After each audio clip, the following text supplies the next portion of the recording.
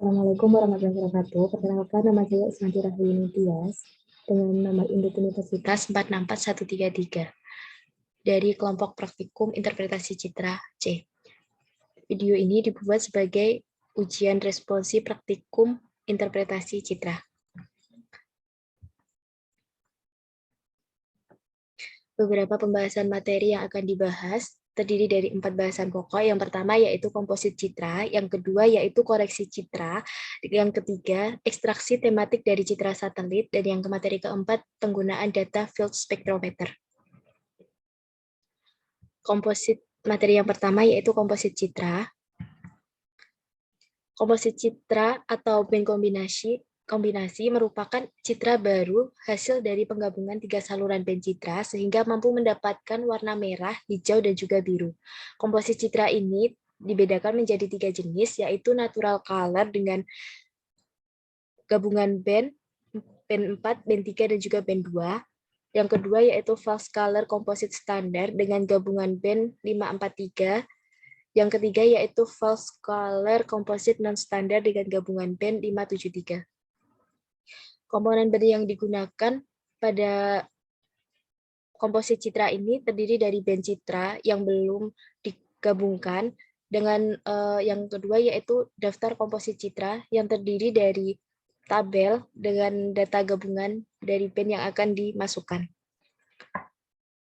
Langkah yang dilakukan untuk melakukan komposit citra ini, yang pertama yaitu membuka berbagai band citra pada NV klasik, kemudian menggabungkan 3 band yang akan dimasukkan ke dalam saluran RGB color. Kemudian dilakukan load band dan menghasilkan output komposit citra. Berikut merupakan hasil komposit citra natural komposit atau citra yang direpresentasikan sesuai dengan warna penampakan aslinya di permukaan bumi. Band citra komposit 432 ini merepresentasikan penggunaan lahan.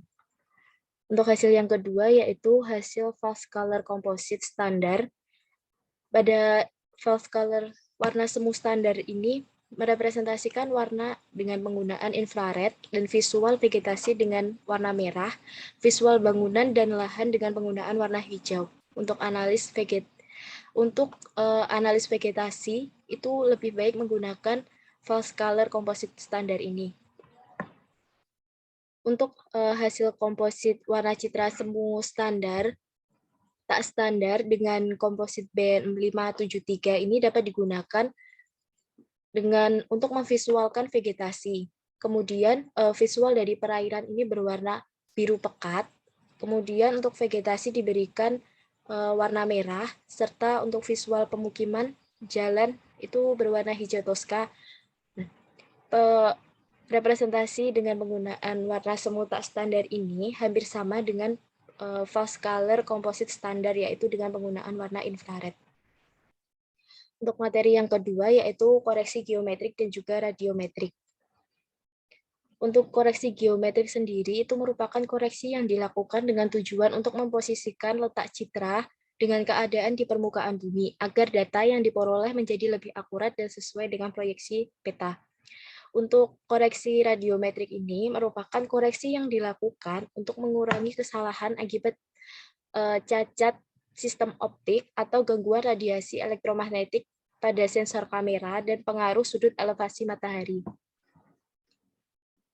Untuk koreksi geometrik terdiri dari 2, yaitu koreksi image to image dan juga koreksi image to map. Untuk koreksi image to image merupakan koreksi yang dilakukan dengan menggunakan 2 data citra yang terdiri dari citra terkoreksi dan citra belum dikoreksi secara geometrik. Koreksi dilakukan untuk memberikan koordinat pada citra yang belum dilakukan koreksi sehingga data yang dihasilkan akan lebih akurat dan sesuai dengan keadaan yang ada di permukaan bumi.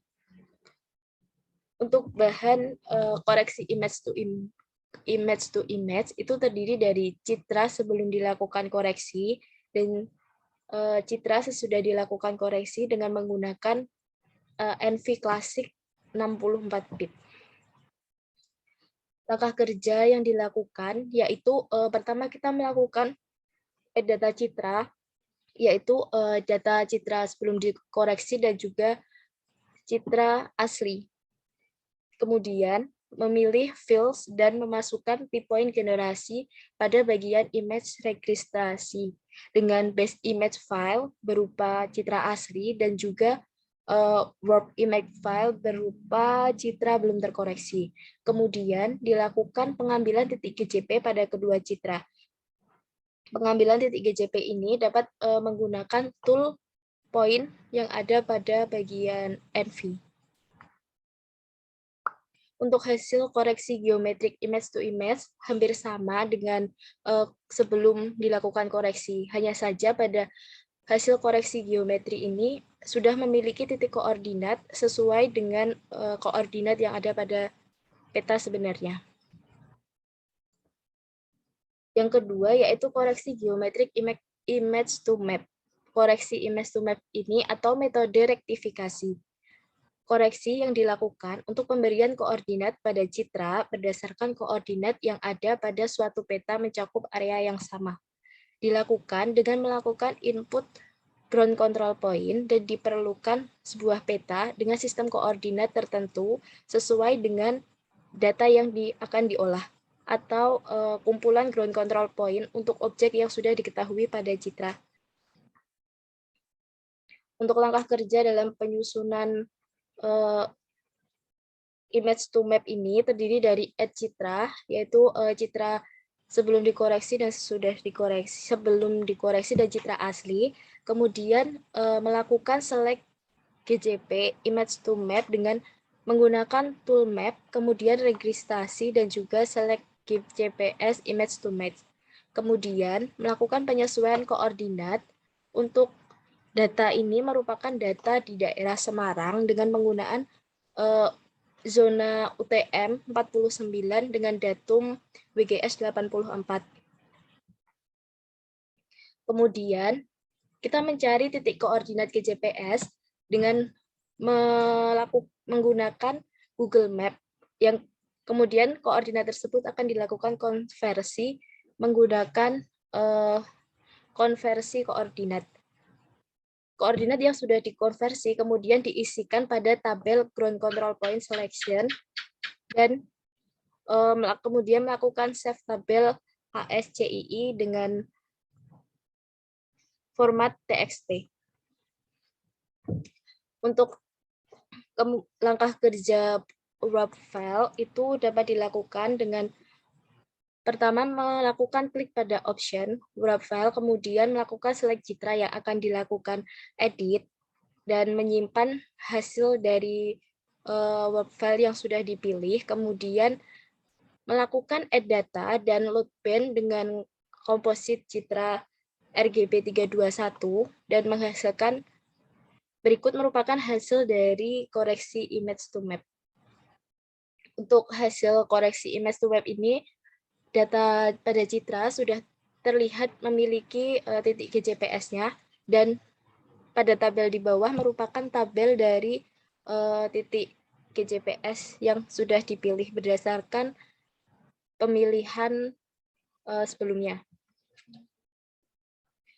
Untuk koreksi radiometrik itu terdiri dari dua, yaitu koreksi kalibrasi radiometrik dan juga koreksi atmosfer. Untuk kalibrasi radiometrik merupakan proses mengubah data citra kemudian disimpan dalam bentuk digital number menjadi radians ataupun reflectance.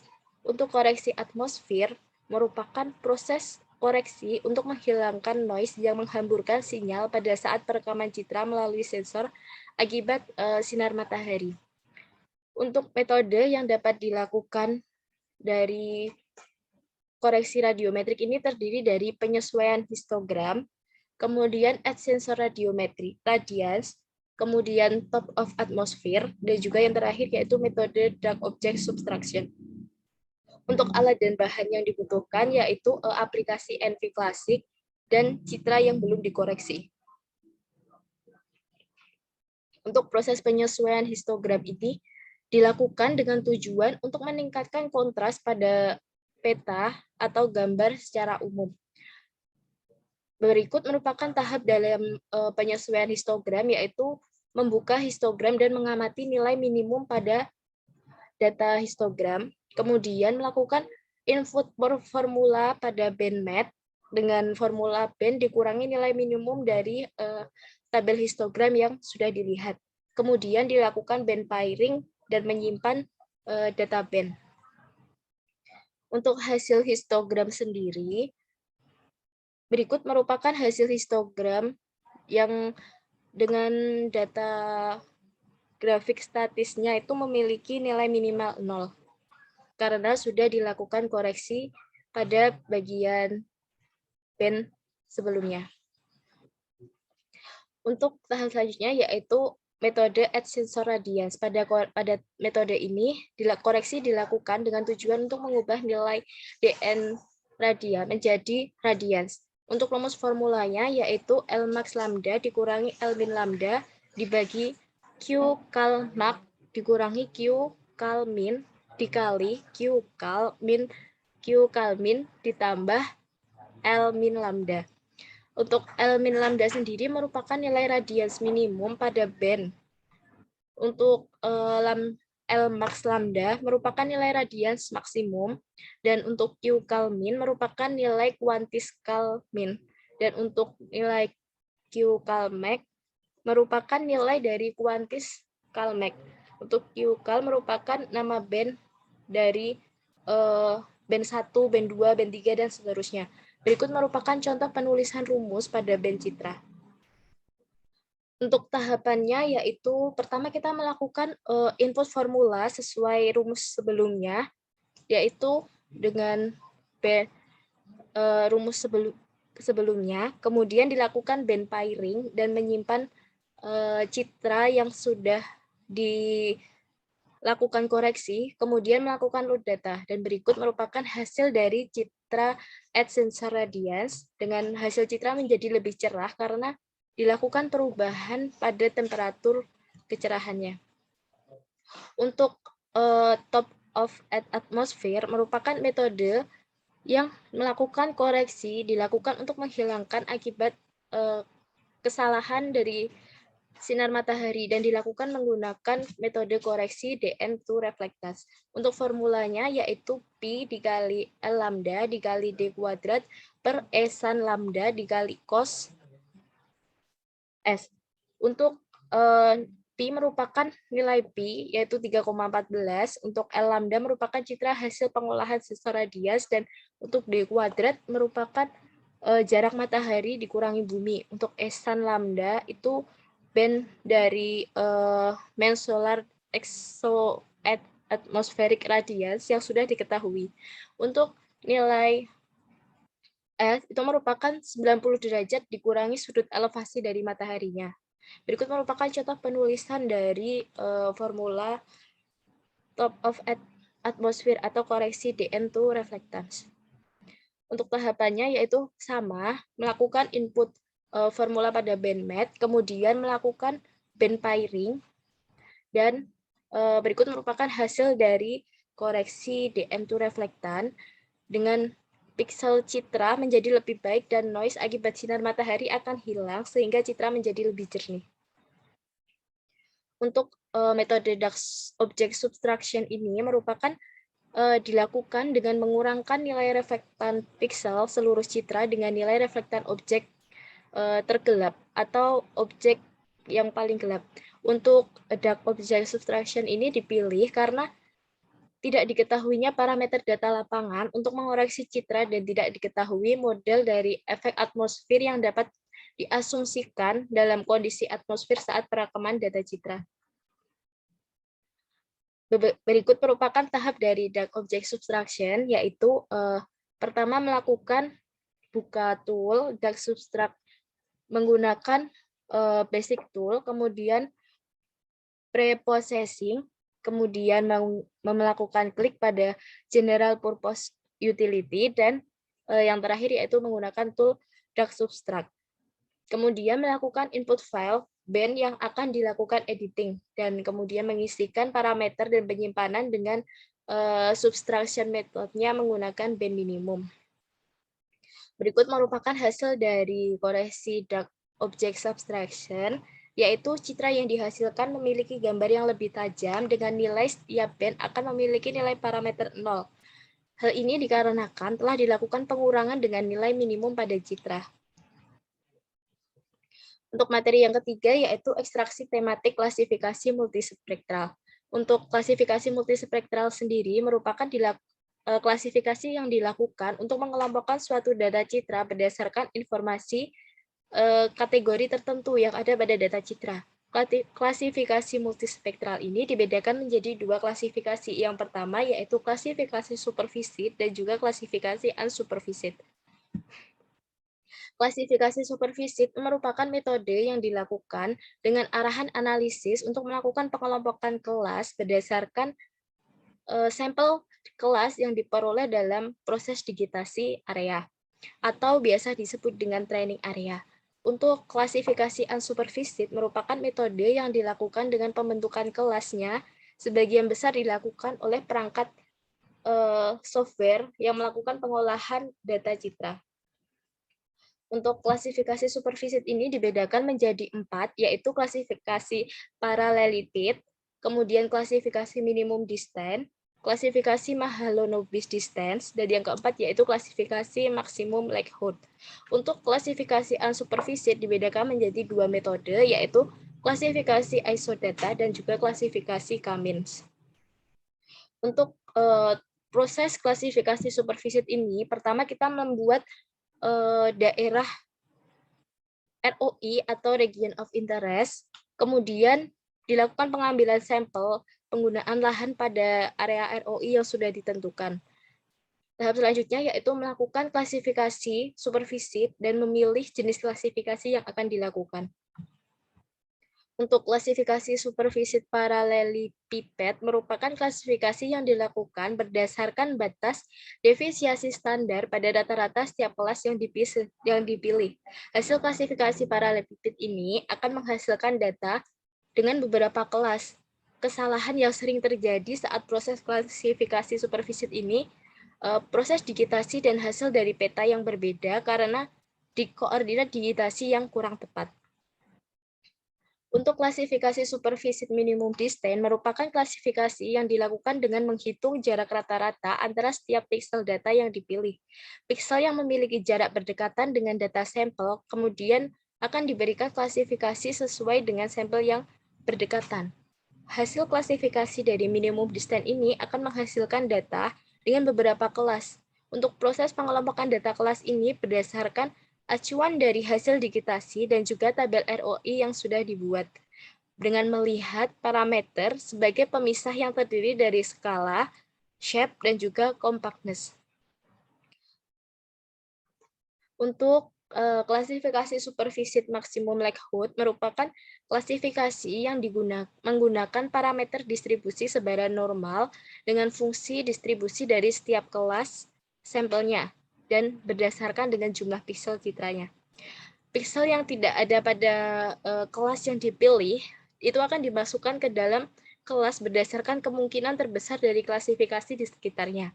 Untuk klasifikasi maksimum likelihood ini menghasilkan objek kajian berupa vegetasi lebat.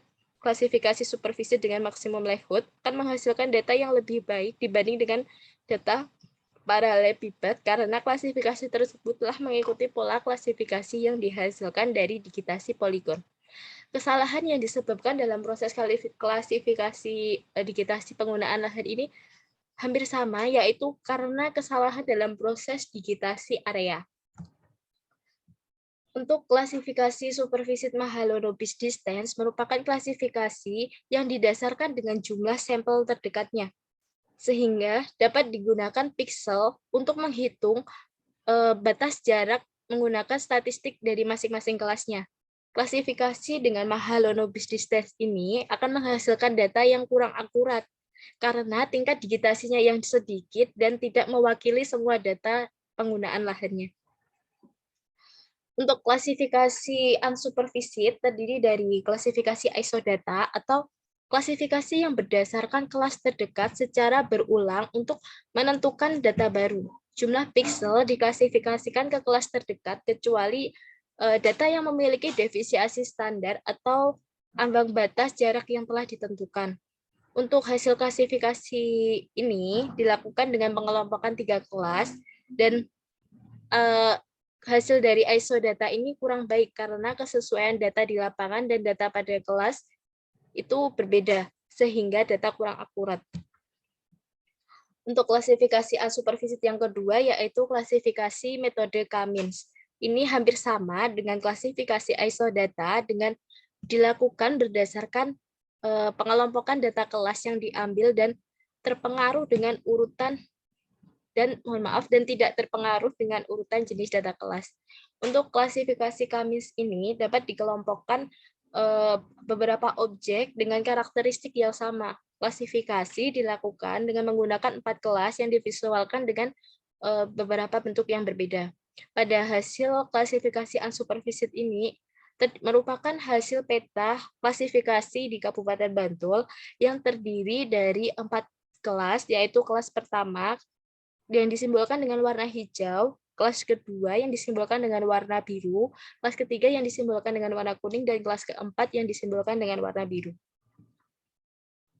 Untuk materi yang keempat yaitu ekstraksi tematik high resolution image atau OBIA. OBIA sendiri merupakan salah satu pendekatan dalam proses klasifikasi objek dan tidak hanya mempertimbangkan aspek spektral, tetapi juga memperhatikan aspek spasial objeknya. Untuk OBIA ini dilakukan dengan 2 tahapan. Yang pertama yaitu segmentasi dan juga klasifikasi. Untuk tahap segmentasi merupakan tahapan yang diberikan parameter untuk menentukan banyak jumlah pikselnya menggunakan algoritma execute chill process dan juga multi resolution segmentasi. Untuk proses tahapan klasifikasi merupakan klasifikasi berdasarkan pemberian kelasnya. Berikut merupakan langkah ekstraksi OBIA, yaitu melakukan e-data citra, kemudian mengubah segmentasi, memilih data sampel berdasarkan kelas dengan digitasi langsung, kemudian melakukan klasifikasi kelas, dan yang terakhir yaitu export layout data. Berikut merupakan hasil high image resolution OBIA yang diklasifikasikan berdasarkan beberapa objek seperti bangunan, jalan aspal, pasir, perairan, rumput, semak, tanah lembab, vegetasi berkayu, vegetasi lebat, dan penggunaan lahan yang tidak terklasifikasi pada daerah pesisir pantai Drini di Gunung Kidul. Untuk materi yang terakhir yaitu penggunaan data field spectrometer. Data spektrometer ini merupakan data yang dapat digunakan untuk melakukan analisis vegetasi dengan melakukan koreksi supervisi pada citra. Spektrometer merupakan salah satu alat optik yang dapat digunakan untuk melihat sebuah ketajaman cahaya dengan berdasarkan interaksi cahaya dan jumlah cahaya yang mengenai suatu objek dengan metode SEM atau Spectral Angle Mapper. Spectral Angle Mapper ini merupakan metode yang memungkinkan untuk mengenali nilai spektral berdasarkan spektrum referensi dengan menghitung 2 sudut citra. Berikut merupakan langkah pengolahan data field spectrometer. Yang pertama yaitu melakukan koreksi citra, kemudian mengedit nilai center wavelength, kemudian memasukkan nilai FWHM, kemudian melakukan input spektrometer, dan resampling spektral, dan yang terakhir yaitu melakukan klasifikasi spectral angle mapper. Berikut merupakan tabel acuan dalam pengisian VWHM dan juga nilai center dari wavelength-nya. Hasil dari pengolahan data field spectrometer ini menghasilkan 2 jenis data. Yang pertama yaitu peta persebaran vegetasi di Kabupaten Kulon Progo dan juga tabel Nmapper koleksi spektra. Hasil pengolahan data spektrometer ini menunjukkan bahwa data yang sesuai dengan nilai spektral yaitu vegetasi pohon kelapa dengan nilai parameter sudut sebesar 0,170 radian sesuai dengan library yang sudah diberikan pada proses klasifikasi spektral sebelumnya. Pada daerah Kulon Progo ini, vegetasi yang mendominasi yaitu kelapa atau perkebunan kelapa. Berikut beberapa referensi yang saya gunakan pada pencarian materi responsi ini. Mungkin sekian dari saya. materi responsi yang dapat saya sampaikan. Apabila banyak salah kata dalam penyampaian materi, mohon dimaafkan. Semoga bermanfaat. Terima kasih.